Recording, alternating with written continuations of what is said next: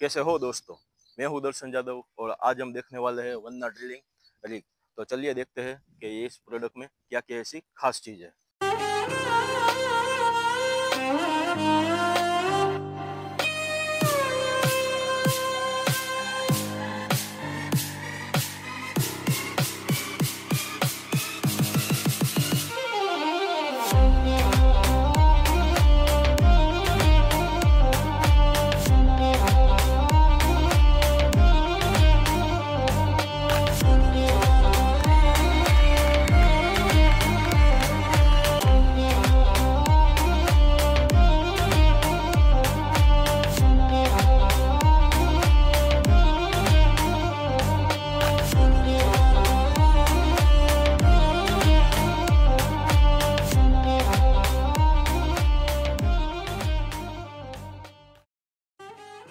Industries में ऐसा पहली बार हो रहा है कि रिग मशीन में आरटीओ अप्रूव डिजाइन है और साथ में साथ बैंक लोन भी इसमें अप्रूव्ड है।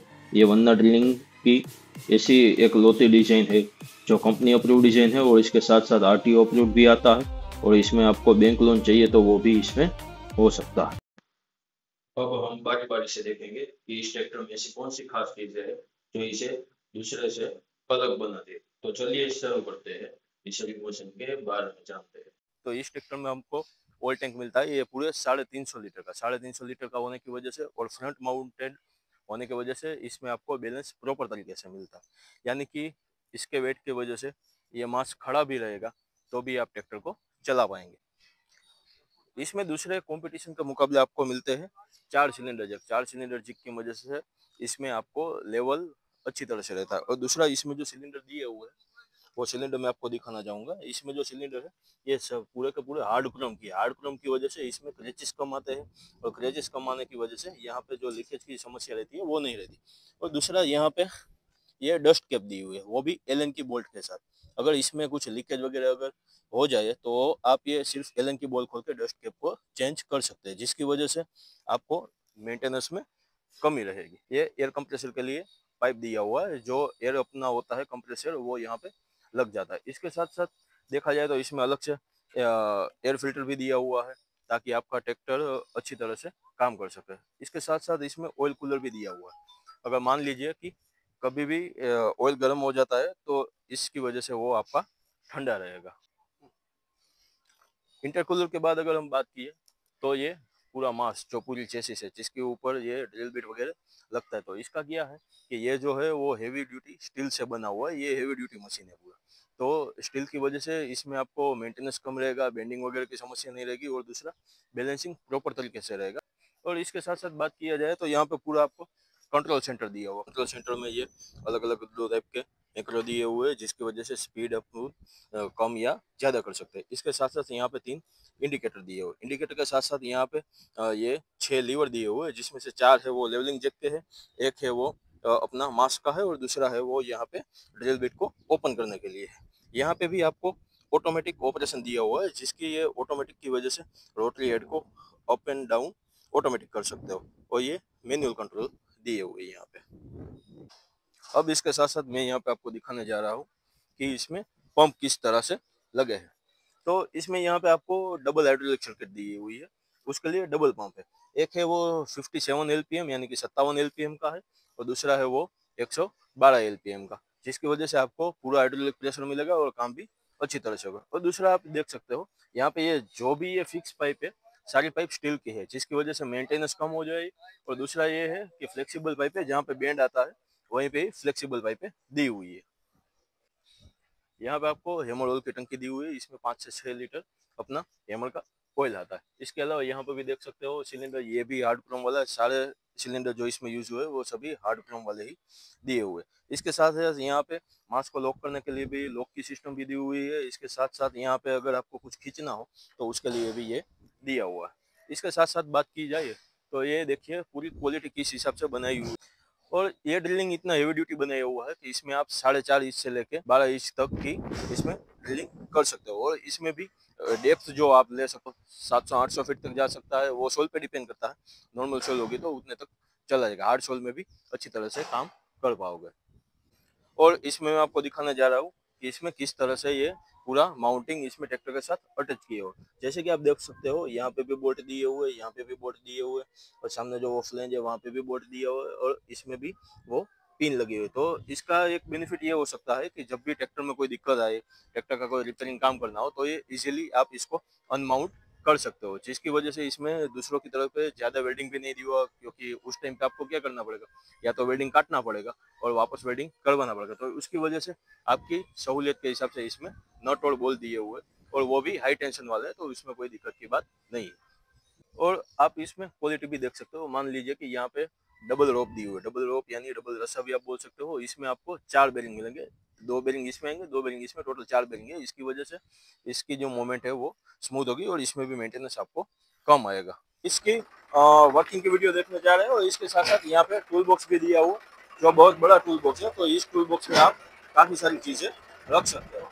इसके साथ साथ यहाँ पे अभी हम देखेंगे कि ये किस तरीके से वर्क करता है। देखिए यहाँ पे जो चारों सिलेंडर है, चारों सिलेंडर एक लेवल में आ चुके हैं। लेवल में आने के बाद यहाँ पे ये पूरा मास आ चुका है, और मास आने के बाद यहाँ पे हम इसको यहाँ से लॉक कर देंगे। लॉक करने की वजह ये है कि सेफ्टी के लिए दिया हुआ है। और इसके साथ साथ अभी हम देखेंगे कि ये किस तरीके से वर्क करता है।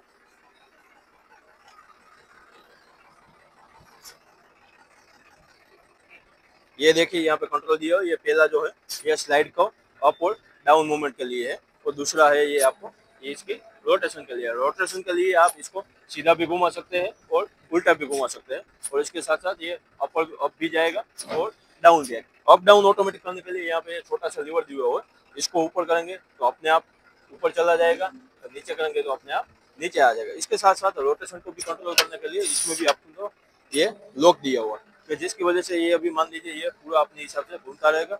इसको आप घुमाते घुमाते ऊपर भी कर सकते हो ऑटोमेटिक, और घुमाते घुमाते डाउन भी कर सकते हो।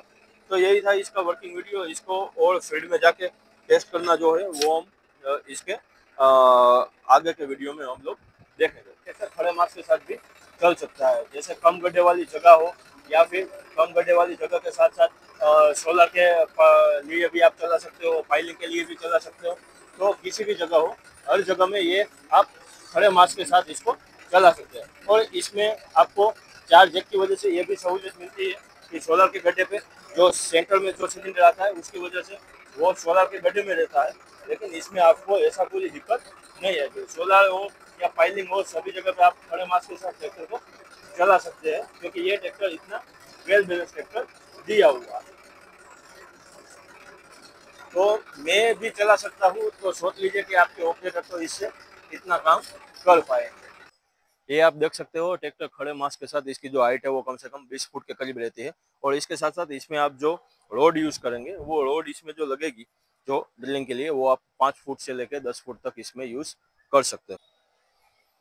इसमें आपको साथ में मिलेंगे ये 4 ये स्टैंड मिलेंगे, जो आपको ये चेक के लेवलिंग चेक के नीचे लगाने के लिए इसमें साथ में दिए जा रहे हैं। इसके साथ साथ इसमें आपको हेमर गाइड भी दी हुई है। हेमर गाइड के साथ साथ इसमें रोड गाइड भी दी हुई है, जो यहाँ पे ऐसे फिट हो जाएगी, जिसकी वजह से अपना जो ये रोड है वो एक ही डायरेक्शन में जाए और ज़्यादा मूवमेंट ना करे। यहाँ पे आपको 2 मैक्रो दिए हुए हैं। ये ऊपर का है वो बड़े पंप का है, नीचे का है वो छोटा पंप का है। इससे आप दोनों पंप के प्रेशर अलग अलग तरीके से सेट कर सकते हैं। इसमें प्रेशर 1500 से 2000 का सेट किया जाता है रनिंग के लिए, और फिर इसमें आप ज़्यादा या कम अपने हिसाब से कर सकते हैं।